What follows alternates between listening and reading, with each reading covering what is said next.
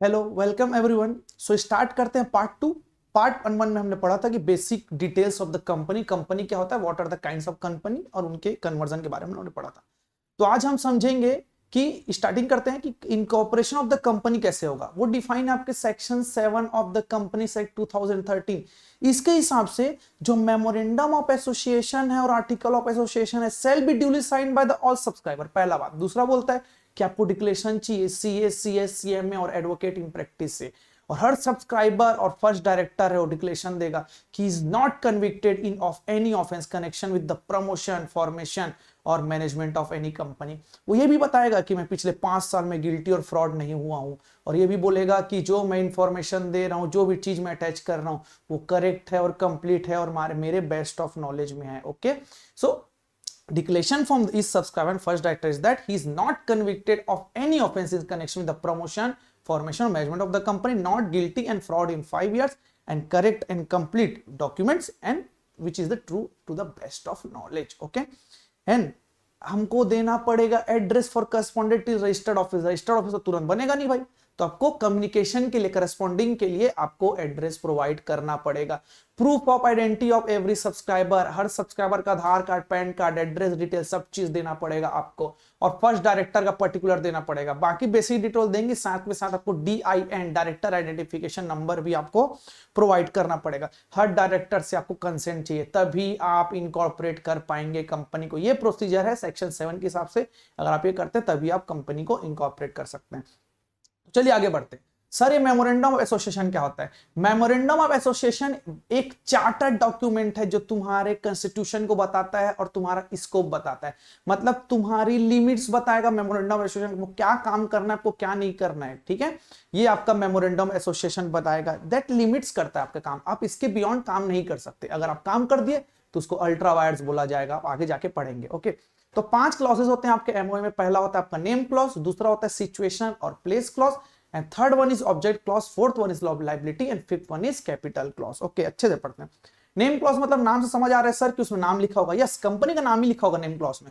लेकिन आप ध्यान देंगे कि अगर प्राइवेट लिमिटेड है, प्राइवेट कंपनी है, तो लास्ट में प्राइवेट लिमिटेड लिखाएगा। पब्लिक लिमिटेड है, पब्लिक कंपनी है, तो लास्ट में लिमिटेड वर्ड लिखाएगा। बट ये क्लॉज आपके सेक्शन 8 के लिए अप्लाई नहीं होता, और गवर्नमेंट कंपनी लिमिटेड वर्ड ही यूज करेगा। सिचुएशनल क्लॉज में बोलता है कि आपको बताना है कि कौन से स्टेट में आपका रजिस्टर्ड ऑफिस प्लेस होगा, ठीक है। ऑब्जेक्ट क्लॉज में बताना है कि आप कौन से ऑब्जेक्ट के लिए कंपनी को इनकॉर्पोरेट कर रहे हैं, और कुछ अदर्स मैटर और भी होते हैं वो आपको बताना पड़ेगा। लायबिलिटी क्लॉज में आप कंपनी कौन से, लिमिटेड बाय शेयर हो, लिमिटेड बाय गारंटी हो कि अनलिमिटेड कंपनी हो, ये आपको लायबिलिटी क्लॉज में बताना पड़ेगा। कैपिटल क्लॉज में आपको बताना पड़ेगा कि अमाउंट ऑफ शेयर कैपिटल, मैं कितने शेयर के लिए ऑथराइज्ड हूं, मेरा डिवीजन ऑफ शेयर्स अमाउंट कैसे रहेगा। ओके, और कौन कौन सब्सक्राइबर्स हैं जो मेरे सब्सक्राइबर, तो मेमोरेंडम है, जो शेयर्स को लेना चाहते हैं, ये सब चीज मुझे कैपिटल क्लॉज में बताना पड़ेगा। तो मेनली 5 प्रकार के क्लॉज होते हैं आपके: name clause, situation clause, object clause, liability clause and capital clause. Okay, done.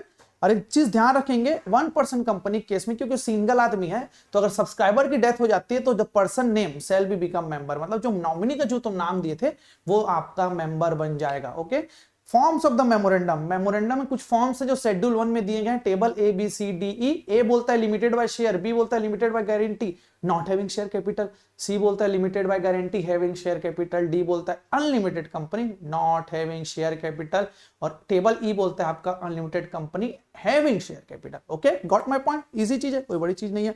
Doctrine of ultra vires आपके इंपॉर्टेंट है, अपने शक्ति के अंदर ही काम करना। डॉक्ट्राइन ऑफ अल्ट्रावायर्स मतलब ये बोलता है कि अगर आप अपने पावर से बियॉन्ड द पावर अगर काम करते हैं उसको अल्ट्रावायर्स बोल रहे हैं। जैसे कि आपके एमओ के ऑब्जेक्ट में अगर लिखा है कि आप सिर्फ और सिर्फ साल भर में 1 लाख की बिस्किट बेच सकते हैं, आप 10 लाख बिस्किट बेचने की कोशिश कर रहे हैं, ये अल्ट्रावायर्स कहलाएगा। चीजों को समझ गए इस चीज को।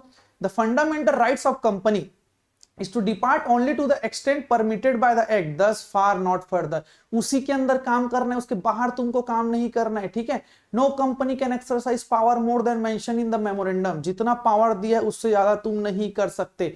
अगर उससे ज्यादा कर दिए तो क्या होगा सर, गलती से कर दिए, ना तो कंपनी बाइंड होगा ना तो थर्ड पार्टी बाइंड होगा। तो सीधा केस ये है कि अगर आप अल्ट्रा वायर्स करते हो तो ना तो कंपनी आपके ऊपर केस कर सकता है, ना तो कंपनी किसी और के ऊपर केस करता है। No one can sue on a company, neither the company can sue on anyone. Okay, समझ गए इस चीज को, ठीक है। रेस्ट्रेंट ऑफ ट्रेड भी हो सकता है इस चीज को, समझ गए इस चीज को, क्योंकि भाई तुम्हारा मेमोरेंडम एसोसिएशन पब्लिक डॉक्यूमेंट है। मैं थर्ड पार्टी कंपनी, मैं सामान खरीदने गया अल्ट्रा वायर से, तो कोर्ट क्या बोलता है, भाई एमओए पब्लिक डॉक्यूमेंट है, तेरे को पढ़ना चाहिए था, नहीं पढ़ा तो तेरी गलती। यहाँ पास ऐसा कॉन्सेप्ट आता है, ठीक है। और यहाँ पास जो कंपनी के साथ डील करता है उसको माना जाता है कि उसको कंपनी के पूरे एमओए के बारे में नॉलेज होगा, because the MOA is a public document, ठीक है। और एक चीज ध्यान रखेंगे, अगर अल्ट्रा वायर्स होता है कंपनी का एमओए के थ्रू, तो it can not be ratified by the share holder, ठीक है, समझे इस चीज को। आर्टिकल ऑफ एसोसिएशन का अगर अल्ट्रा वायर्स होता है तो उस केस में जो शेयर होल्डर्स हैं वो स्पेशल रेजोल्यूशन पास करके उसको रेटिफाई कर सकते हैं, बट मेमोरेंडम ऑफ एसोसिएशन का आपका रेक्टिफाई नहीं हो सकता। सर अभी आर्टिकल ऑफ एसोसिएशन क्या चीज है, आर्टिकल ऑफ एसोसिएशन क्या है, it defines the company purpose and guidelines to operate. Sir MO है ना, वो ना आपका ऑब्जेक्ट बताता है और एओ आपका रास्ता बताता है किस तरीके आप जाएंगे। मतलब एमओ बोलता है कि आपको यहां तक पहुंचना है, एओ बताएगा आपको रास्ता। यस दैट्स द पॉइंट, ठीक है। आर्टिकल एसोसिएशन में कुछ बातें लिखी जाएगी, interpretation, share capital, variation of the rights, calls on share, buy back, proxy, board of director कौन होंगे, वाइंडिंग अप कैसे होगा, ये सब प्रोसेस कौन बताएगा, आपका आर्टिकल ऑफ एसोसिएशन बताएगा।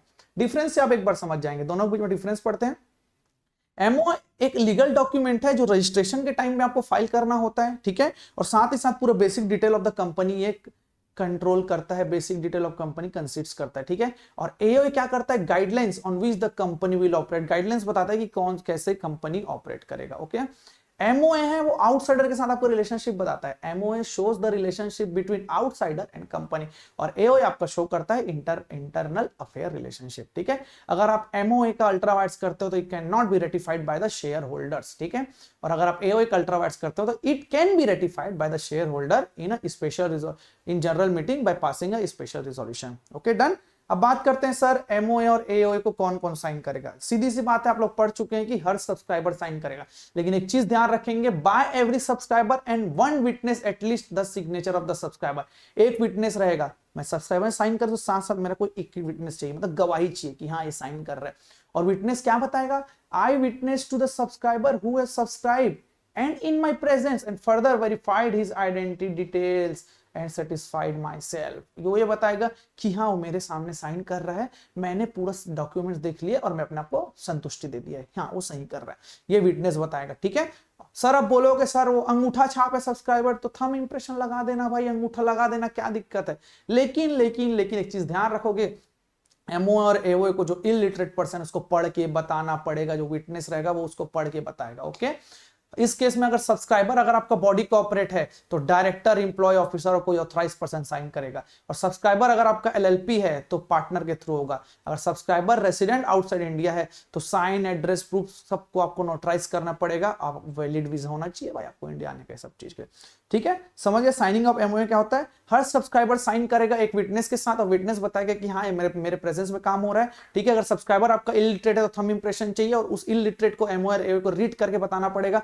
अगर बॉडी कॉर्पोरेट है आपका सब्सक्राइबर तो डायरेक्टर, इंप्लॉय, ऑफिसर और कोई ऑथराइज पर्सन करेगा। सब्सक्राइबर अगर एलएलपी है तो उस केस में पार्टनर, सब्सक्राइबर अगर रेसिडेंट है तो उस केस में आउटसाइड, सब्सक्राइबर अगर रेसिडेंट आउटसाइड इंडिया है तो उस केस में sign, address and proof shall be notarize with valid visa to visit India, okay done. Registration, अगर आरओसी रजिस्ट्रार कंपनी लगता है कि हाँ भाई तेरा सब चीज सही है, तो आईएनसी 11 में तुमको प्यार से रजिस्ट्रेशन सर्टिफिकेट दिया जाएगा और तुमको CIN नंबर दिया जाएगा, जिसको बोलते हैं कॉर्पोरेट आइडेंटिटी नंबर, ओके समझ गए। Effect of memorandum of article, once registered shall bind the company and the other members like had been signed by the company. भाई एक बार तुम रजिस्टर्ड हो गए, ठीक है, और एमओए पूरे कंपनी को बाउंड करेगा जैसे कंपनी ने खुद साइन किया है, ठीक है। And all money payable by any memorandum company under MOA and AOA shall be डेब्ट ड्यू फ्रॉम देम, जो भी मनी पेबल था उनके ड्यू में रहेगा, डेटर और क्रेडिटर आपको चेंज नहीं करना है, ओके समझ गए। Procedure of alteration of MOA, ये आपके एग्जाम के लिए इंपॉर्टेंट है, आपके एग्जाम में मेनली कवर होता है, ठीक है। What are the procedure of alteration of a MOA, okay ध्यान से सुनिएगा। एमओए आप बना लिए सर, उसमें नेम लिख लिए, ऑब्जेक्ट लिख लिए, लाइबिलिटी लिख लिए, सिचुएशन लिख लिए, कैपिटल, क्या बदलेंगे सर उसमें, क्यों? हो सकता है तुमको नाम बदलना है, हो सकता है तुमको अपना ऑफिस का जगह बदलना है, हो सकता है तुमको ऑब्जेक्ट बदलने की कोशिश कर रहे हो, तो बदल सकते हो, कोई दिक्कत नहीं, लेकिन आपको स्पेशल रिजोल्यूशन पास करना पड़ेगा, ओके। सिर्फ एमओए सिर्फ और सिर्फ तभी अल्ट होगा only by the special resolution, okay. Name change करना चाहते हो करो, कोई दिक्कत नहीं है, सेंट्रल गवर्नमेंट से राइटिंग में तो लेके आ भाई, सेंट्रल गवर्नमेंट से अप्रूवल लो, वो भी राइटिंग में, ठीक है।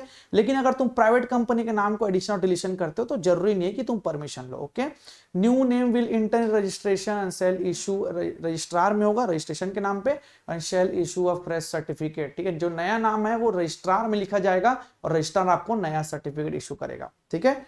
और change in the registered office, with in state करते हो तो सेंट्रल गवर्नमेंट का अप्रूवल नहीं लगता, लेकिन आउटसाइड अगर स्टेट करते हो सेंट्रल गवर्नमेंट का अप्रूवल लगेगा। लेकिन एक चीज ध्यान रखिएगा, आप स्टेट छोड़ के जा रहे हैं तो आपके जो कर्जदार है उनको तो उनसे बात करना पड़ेगा, like creditor and debenture holder, ठीक है। सेंट्रल गवर्नमेंट 60 दिन के अंदर अप्रूवल देगा अगर उसको लगता है कि डिबेंचर और क्रेडिटर्स का हमने कंसेंट ले लिया है और हमारे पास डेब्ट पेमेंट एंड एडिक्वेट सिक्योरिटी का प्रोविजन बना हुआ है। मतलब सर मैं अगर स्टेट छोड़ के जाना चाहता हूं तो मेरे को सेंट्रल गवर्नमेंट को बताना पड़ेगा कि मैं जा रहा हूं, वो अप्रूवल देगा 60 दिन के अंदर, तब देगा। सब क्रेडिटर से मेरा कंसेंट मिल चुका है, क्रेडिटर बोलता है जा तू चले जा, मेरे कोई दिक्कत नहीं है। डिवेंचर होल्डर भी बोल रहा है जा तू चले जा, मेरे को कोई दिक्कत नहीं उस चीज में, ठीक है। और मेरे पास सफिशिएंट प्रोविजन होना चाहिए डेब्ट पेमेंट का और एडिक्वेट सिक्योरिटी का। ऐसा नहीं है कि मैं नुकसान खा रहा हूं छोड़ के जा रहा हूं स्टेट ताकि मेरा कोई पैसा मत मांग सके, ऐसा नहीं होता, ओके। अब अगर जो स्पेशल रिजोल्यूशन पास किया हूं और जो सेंट्रल गवर्नमेंट का अप्रूवल है उसको मैं आरओसी को दूंगा, ओके। समझ गए इस चीज को। Approve order from central government file to both state, दोनों स्टेट को मेरे को बताना पड़ेगा। मैं छत्तीसगढ़ में था, छत्तीसगढ़ के बताना पड़ेगा, छोड़ के जा रहा हूं मैं उड़ीसा, तो दोनों स्टेट को मेरे को बताना पड़ेगा। और जो नया स्टेट है उड़ीसा वाला मेरे को फ्रेश सर्टिफिकेट इशू करके देगा। समझ गए, change in the registered office का केस होता है, okay. Change in the object, भाई तुम अपना ऑब्जेक्ट ही बदलने की कोशिश कर रहे हो तो एक चीज आप तुम लोग को ध्यान समझना, अगर कोई भी कंपनी पब्लिक से पैसा लेके रखी है तो अपने ऑब्जेक्ट नहीं बदल सकती है। लेकिन अगर तुम स्पेशल रिजोल्यूशन पास कर दे तो पोस्टल बैलॉट के थ्रू और स्पेशल रिजोल्यूशन डिटेल्स को पब्लिश करते हो न्यूज़पेपर है 1+1 मतलब वो वर्नैकुलर न्यूज़पेपर और इंग्लिश में डिस्ट्रिक्ट लेवल में न्यूज़पेपर और साथ ही साथ वेबसाइट में पब्लिश करते हो तो भाई opportunity of exit to dissenting share holder, किसी को प्रॉब्लम हो रहा है शेयर होल्डर्स को, नहीं हम ये ऑब्जेक्ट नहीं रखेंगे तो उस केस में उनको मौका दिया जाएगा, तुम चाहे तो जा सकते हो, ओके डन। आरओसी सर्टिफाई करेगा चेंजेस को विद इन 30 डेज, 30 दिन के अंदर आरओसी सर्टिफाई करेगा। समझ गए। तो आपने मेन अभी तक 4 पढ़ लिया कि alteration only by the SR, नाम बदलना है तो सेंट्रल गवर्नमेंट का अप्रूवल लगेगा। एक स्टेट से दूसरे स्टेट में अगर रजिस्टर ऑफिस बदल रहे हो तो सेंट्रल गवर्नमेंट का अप्रूवल लगेगा। ऑब्जेक्ट को अगर बदल रहे हो तो अगर आप पैसा कुछ उठाए हो पब्लिक से तो उस केस में आपको बदलने नहीं दिया जाएगा unless and otherwise special pass through the postal ballot, ठीक है। और आपको पब्लिश करना पड़ेगा न्यूज़पेपर में और वेबसाइट में, ओके। और आपको अपॉर्चुनिटी देना पड़ेगा अपने डिसेंडिंग शेयर होल्डर्स को और आरओसी को 30 दिन के अंदर सर्टिफाई करेगा। अब ध्यान से सुनिएगा, no alteration other than provision of this section, इस सेक्शन के छोड़ कोई और भी जगह अल्टरेशन नहीं हो सकता, ठीक है। In case of the structure change only member have rights in a divisible profit. सबसे पहला बात कि इस सेक्शन के छोड़ कोई भी जगह तुम अल्टर नहीं कर सकते, समझ गए इस चीज को, ठीक है। In case of the structure change, अगर आपका स्ट्रक्चर बदलता है तो सिर्फ मेंबर है उन्हीं को प्रॉफिट मिलेगा भाई, ठीक है। और सुनिएगा, company who has failed to file annual return, financial statement, defaulted in payment of mature deposit on debenture और इंटरेस्ट, उनको अल्टरेशन नहीं करने दिया जाएगा भाई। तू एनुअल रिटर्न फाइल नहीं कर रहा है, फाइनेंशियल स्टेटमेंट फाइल नहीं कर रहा है तू, ठीक है, डिफॉल्ट कर रहा है मैच्योर डिपॉजिट में, डिबेंचर्स का पेमेंट नहीं कर रहा है, उसका ब्याज का पेमेंट नहीं दे रहे हैं, हम तेरे को एमओ अल्ट कर देंगे ना। तू डिफॉल्ट किया तो तेरे को हम अल्ट करने नहीं देंगे, समझ गए इस चीज को, ठीक है। आगे बढ़ते हैं। Alteration of the article of association, article of association छोटा चीज है भाई, स्पेशल रिजोल्यूशन तुम स्पेशल रिजोल्यूशन पास करके तुम तुरंत अल्ट कर सकते हो, इसमें कोई सेंट्रल गवर्नमेंट का अप्रूवल नहीं लगेगा। Including conversion of private to public, private से पब्लिक कंपनी कन्वर्जन के लिए भी आप स्पेशल रिजोल्यूशन से कर सकते हैं, ठीक है। Rectification name of the company, अगर आपको नाम चेंज बदलना है, अब खुद से नहीं गवर्नमेंट बोलेगा, ऐसा लगता है कि भाई तेरा नाम है ना कुछ मिलता जुलता नाम है, name is too nearly resemble with the name of the previous registered company, ठीक है। तो सेंट्रल गवर्नमेंट डायरेक्ट करेगा कि 3 महीने के अंदर तुम नाम बदल लो और ऑर्डिनरी में पास कर लेना, ठीक है। तुम ऐसा कोई नाम रख दिए, ठीक है, तुमको पता नहीं था, लेकिन ना वो जो पुराने कंपनी रजिस्टर्ड है ना उसके आसपास मिलता जुलता नाम हो रहा है, तो 3 महीने के अंदर बता देगा भाई, बता दिया अच्छी बात है, ओआर पास करके तुम चेंज कर लो, कोई दिक्कत नहीं इस चीज में। अब ट्रेडमार्क वाली बात आती है, सर कोई ट्रेडमार्क करा के रखा है नाम को लेकर, मैं फिर भी नाम को यूज कर रहा हूं, तो उस केस में 3 साल के अंदर अगर जो ओनर ऑफ द ट्रेडमार्क है उसने अगर एप्लीकेशन दे दिया सेंट्रल गवर्नमेंट को कि मेरे को नाम को उसको विड्रॉ करवाना है, तो उस केस में 6 मंथ के अंदर डायरेक्शन अगर सेंट्रल गवर्नमेंट दे देता है तो हमको चेंज करना पड़ेगा। तो rectification of the name of the company आपके एमटीबी का क्वेश्चन है, ध्यान रखेंगे इस चीज को। तो अगर name to nearly resemble the name of the previous registered company, central government will direct to change the name within 3 months after adopting OR for this purpose on application made by the, और second बोलता हूं application made by the owner of the trademark with in 3 years from the date of incorporation. मेरे incorporation 3 साल के अंदर वो application देता है तो central government direct to change name within the 6 months of the such direction. समझ गए इस चीज को? सर एक और क्वेश्चन, क्या सब्सिडरी कंपनी होल्डिंग कंपनी में शेयर होल्ड करके रख सकता है? सर क्या बोल रहे हो, सब्सिडरी कंपनी होल्डिंग में करेगा? मैंने तो यहां तक ये समझा था कि सर होल्डिंग कंपनी है, ठीक है, वो सब्सिडरी में करेगी तभी तो होल्डिंग का अपनाएगी। तो ध्यान से सुनना भाई, नहीं कर सकता, ना तो खुद से ना तो नॉमिनी की जरूरत है। लेकिन एक चीज ध्यान से सुनना, ठीक है, hold as a representative of deceased member of the holding, ठीक है, मैं लीगल रिप्रेजेंटेटिव भाई डिसीज मेंबर का। होल्डिंग कंपनी मिस्टर ए था, मैं सब्सिडरी कंपनी में हूं, ठीक है, तो मिस्टर ए जो डेथ हो गई मैं उसका लीगल रिप्रेजेंटेटिव, तो मैंने होल्ड किया भाई इनडायरेक्टली तरीके से लीगल रिप्रेजेंटेटिव के रूप में, तो उस चीज में ये अप्लाई नहीं होगा भाई। होल्डिंग बिफोर रिलेशनशिप, और वो होल्डिंग और सब्सिडरी बनने से पहले मैं होल्ड करके रखा हूं तो क्या इशू, कोई दिक्कत नहीं उस चीज में, ठीक है। लेकिन चीज ध्यान देना कि जो लीगल रिप्रेजेंटेटिव वही सिर्फ होल्डिंग कंपनी में वोट कर सकते हैं, अदर देन और कोई वोट नहीं कर सकता, ठीक है। Registered office of the company, ध्यान से सुनना, अब आपको रजिस्टर्ड ऑफिस बनाना पड़ेगा कंपनी को, तो जिस दिन आपका डेट ऑफ इनकॉर्पोरेशन होगा वहां से 30 दिन के अंदर आपको रजिस्टर्ड ऑफिस अपना इस्टेब्लिश करना पड़ेगा। समझ इस चीज को, 30 दिन के अंदर। और अगर आप इस्टेब्लिश कर दिए तो आपको वेरिफिकेशन डॉक्यूमेंट भी भेजना पड़ेगा ROC को। तुम ओनर हो, टाइटल ऑफ द प्रेमाइसेस बताओ, रेंट पे लेके रखे हो, रेंट और लीज एग्रीमेंट दे दो भाई, और कुछ नहीं है तो ऑथराइजेशन दे दो ओनर का, proof of evidence of utility, बिजली बिल, पानी बिल, ये सब एक्सेट्रा आपको देना पड़ेगा, ठीक है। समझ गए इस चीज को। Publication of the name, registered office बना लिए, ठीक है। अब ध्यान से सुनना, अब फिक्स करोगे नाम को, एड्रेस को इन RO एंड एवरी ऑफिस, नाम को और एड्रेस को, ठीक है। देखियो ना ऑफिस के सामने बाहर टंगे रहता है बोर्ड में, वो लगाना जरूरी है। कोई भी लैंग्वेज में कर सकते हो, कोई दिक्कत नहीं है, लेकिन एक लैंग्वेज तो लोकल होना ही चाहिए भाई। Legible character in common seal, जो तुम्हारा रजिस्टर्ड नाम है वो कॉमन सील में प्लेस होना चाहिए, सील तुम लगाते हो उसमें तुम्हारा कंपनी का नाम होना चाहिए, okay. Business letter, tax invoice, जितना भी है उसमें आपका नाम होना चाहिए कंपनी का, इंक्लूडिंग एड्रेस, जो आपका नेगोशिएबल इंस्ट्रूमेंट है उसमें भी आपको नाम नेम करना पड़ेगा, और 1% कंपनी है तो ब्रैकेट में तुम OPC लिख दो। समझ गए इस चीज को, publication name of the company, ठीक। आगे बढ़ते हैं।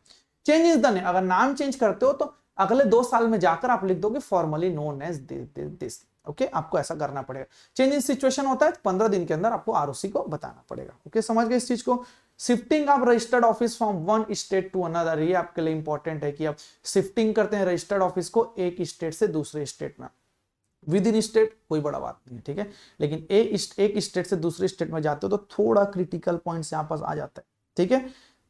आपने पढ़ा था सिचुएशन अगर चेंज करते हैं तो approval from the central government for change, ठीक है। INC 29 में मैं फाइल करूंगा कि मेरे को चेंज करना है, और साथ ही साथ मैं मेमोरेंडम एसोसिएशन की कॉपी दूंगा, ठीक है।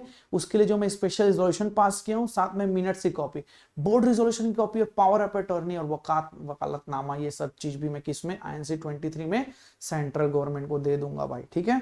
And it shall be attached with, जो फॉर्म मैं फाइल करूंगा उसमें मेरे को अटैच रहेगा name and address of creditor and debenture holders and need declaration from company secretary of a company और director, and one shall be a managing director, and nature and amount due to them. मतलब मैं ये भी बताऊंगा कि sir नाम क्या था, एड्रेस क्या था मेरे क्रेडिटर और डिबेंचर होल्डर का, ठीक है सर। अब उसको एफिडेविट और डिक्लेरेशन कौन देगा, company secretary of the company, और डायरेक्टर लोग देंगे जिसमें कि एक मैनेजिंग डायरेक्टर होना चाहिए, समझ गए। और नेचर क्या था और अमाउंट ड्यू क्या था, कि लॉन्ग टर्म लोन था, करंट लायबिलिटी थी, शॉर्ट टर्म लोन था, ये सब चीज मुझे बताना पड़ेगा, और कितना अमाउंट ड्यू है मुझे ये भी बताना पड़ेगा, ठीक है। और मुझे डिक्लेरेशन चाहिए chief secretary for the employees affect, chief secretary of state से मैं डिक्लेरेशन लूंगा कि मैं एम्प्लॉयज के बिहाफ में सही तरीके से काम कर रहा हूं, समझ गए इस चीज को, ठीक है। Acknowledge copy of service to ROC plus chief secretary, copy of service को मैं ROC को और chief secretary of the state को भेजूंगा, ठीक है। Within 13 days from the filing of INC 23, ठीक है। 30 दिन के अंदर मैंने INC 23 फाइल कर दिया, 30 दिन के अंदर मेरे को पब्लिश करना पड़ेगा कि मैं अपना जगह बदलना चाहता हूं। Publish to principal news language newspaper district English में state where RO is situated, ठीक है। प्रिंसिपल लैंग्वेज न्यूज़पेपर में दूंगा, ठीक है, डिस्ट्रिक्ट लेवल में, और इंग्लिश दूंगा स्टेट लेवल में, ठीक है।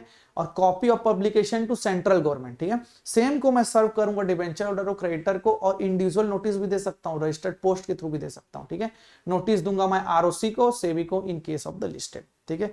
तो सर यहाँ पास आप क्या समझाना चाह रहे हो कि नाम बदलने से पहले मैं पब्लिश करूंगा? यस, आप पब्लिश करोगे कि मैं बदलना चाहता हूं, बताओ भाई क्या तुम्हारा कोई ऑब्जेक्शन है क्या, ये तुमको पूछना पड़ेगा। समझे ही समझे इस चीज को।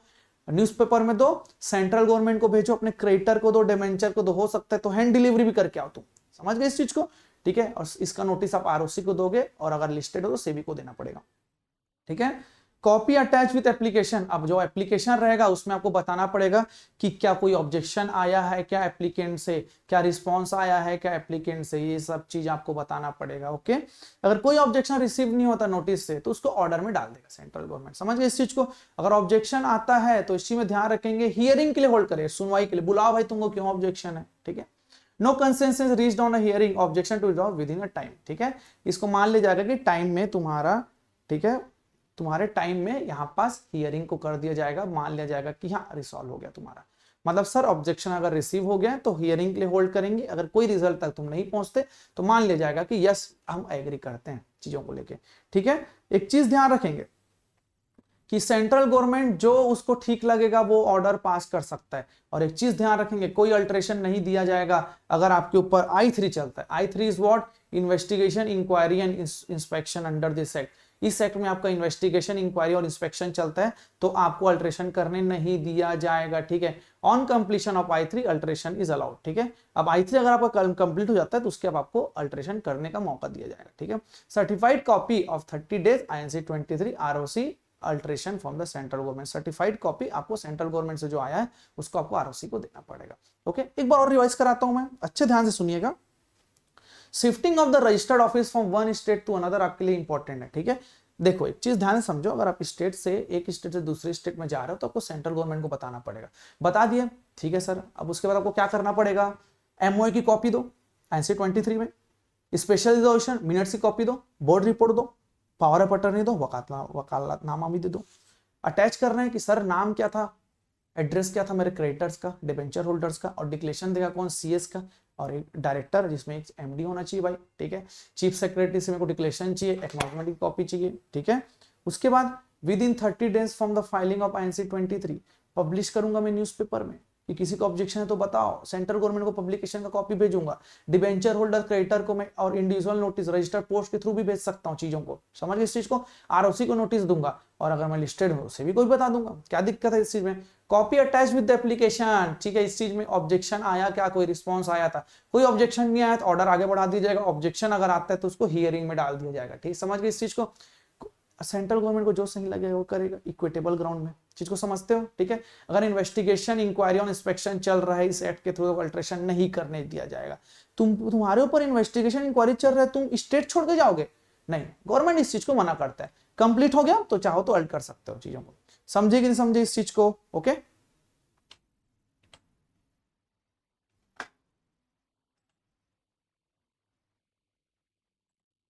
चलिए आगे बढ़ते हैं। अब आपको MOA और का टॉपिक खत्म होता है, अब स्टार्ट होता है पब्लिक ऑफर, ठीक है। अब कंपनी को पैसा रेस करने के लिए भाई पब्लिक से पैसा चाहिए ही चाहिए, लेकिन एक चीज आप ध्यान देंगे, पब्लिक से पैसा सिर्फ और सिर्फ पब्लिक कंपनी ले सकता है, प्राइवेट कंपनी नहीं ले सकता, ठीक है।